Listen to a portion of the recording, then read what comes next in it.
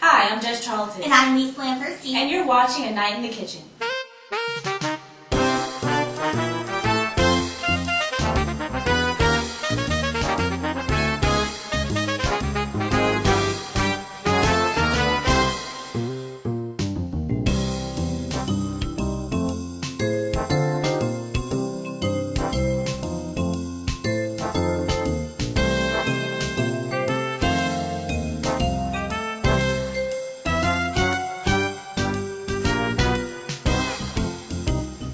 Welcome to A Night in the Kitchen, where our goal is to provide you with fun, fast, and nutritious food for under $20.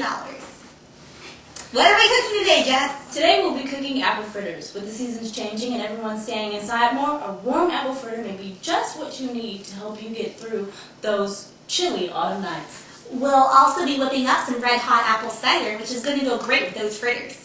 It's also the perfect time of season to be cooking with apples because apples are in their peak season from September to November. However, because they're offered all around the world and there's so many different types of varieties, you can get them all year long. Today, our food idea came from the Health Food Cookbook, You Can Eat That, published by the Cleveland Clinic. Now, Jess, what exactly are apple fritters?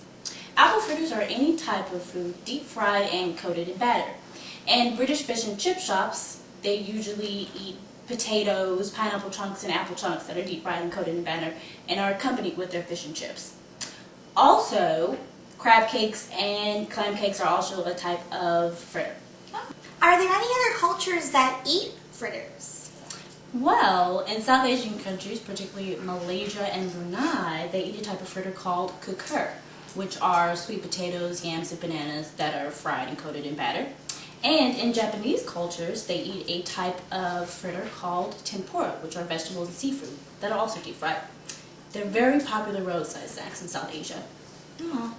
That sounds like there's a lot of deep frying involved, which can't be very healthy, can it? Well, when eaten in moderation, it's fine. But today, we won't be deep frying our fritters. We'll be using a good old-fashioned skillet.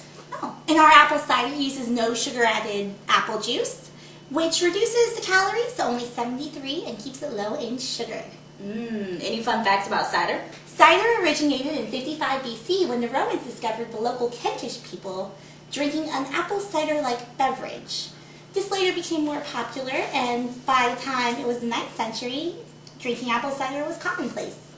How did it get all the way to America, though? Well, the early European settlers brought seeds with them to cultivate into cider apples. And since these are easy to grow and produce, apple cider became popular across the United States. Speaking of apple cider, what is the difference between cider and juice? Well, that is a topic of hot debate.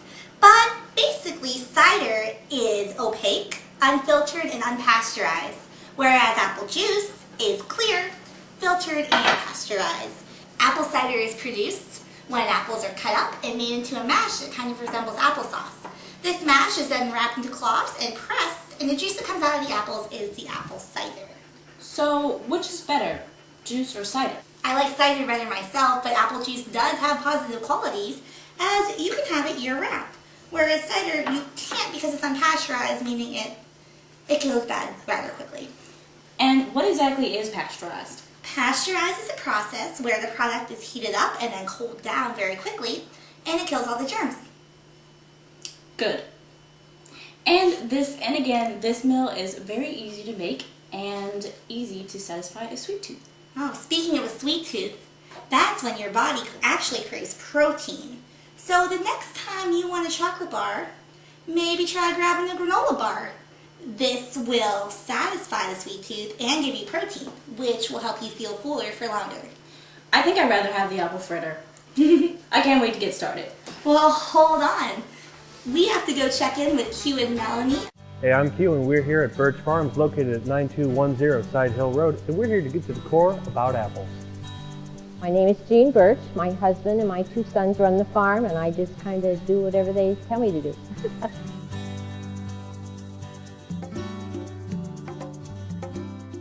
Macintosh apple is actually the most famous apple, and it's the softest apple. Like if you were going to make a pie, a Macintosh apple is going to cook up very mushy. Ida red apple is like a milder apple. It's not a soft apple, it's harder.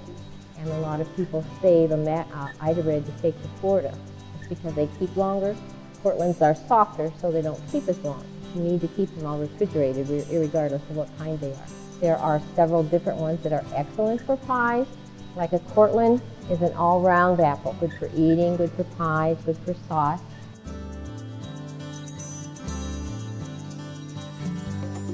We have a very nice apple cider. We've taken blend all of our apples, and we have a wonderful apple cider, which we have year-round till the apples are gone, which is usually up till the end of June. Our apples, they can be used for, a lot of people use them for decorations, like in the fall when you do your cornucopia. A lot of fresh apples in there. Fruit baskets, endless amount of arrays of fruit baskets that are going out, especially during the holiday time.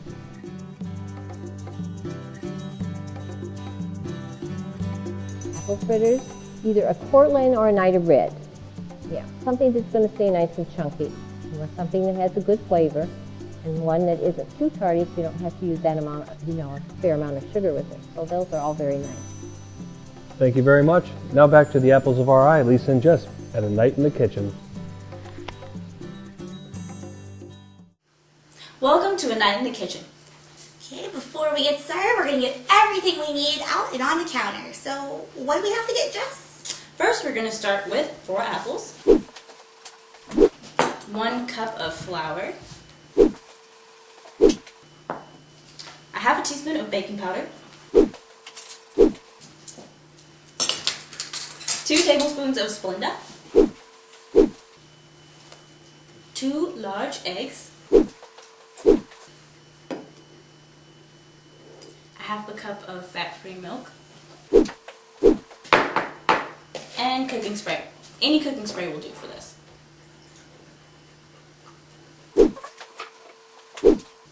You'll also need 3 mixing bowls. 1 for our dry ingredients, 1 for our wet ingredients, and 1 to put the apples in once they're sliced up. You can also use an apple corer if you have one. If not, a knife will work just fine. And what we'll be needing for that apple cider? Oh, for the cider, we'll need 1 cup of no sugar added apple juice, 1 cup of water, 1 tablespoon of red hot cinnamon candy, 5 cloves. Cloves are interesting. They're a tropical plant, and you can find them in pumpkin pie, ham, and soups for seasoning. You'll also need a saucepan and a couple mugs to hold the cider, and that's all you need. Make sure that you use the proper ingredients when measuring out. If you don't, that can cause major mix-ups, and we don't want anyone sick. Also, make sure to wash your hands when you're dealing with ingredients like eggs. Lisa, while you chop and core the apples, I'll get started on the wet and dry ingredients. Sounds like a plan, Jess. In our first bowl, we're going to add 1 cup of flour,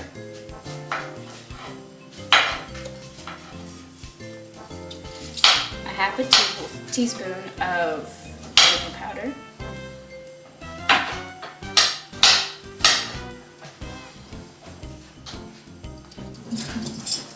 and 2 tablespoons of Splenda.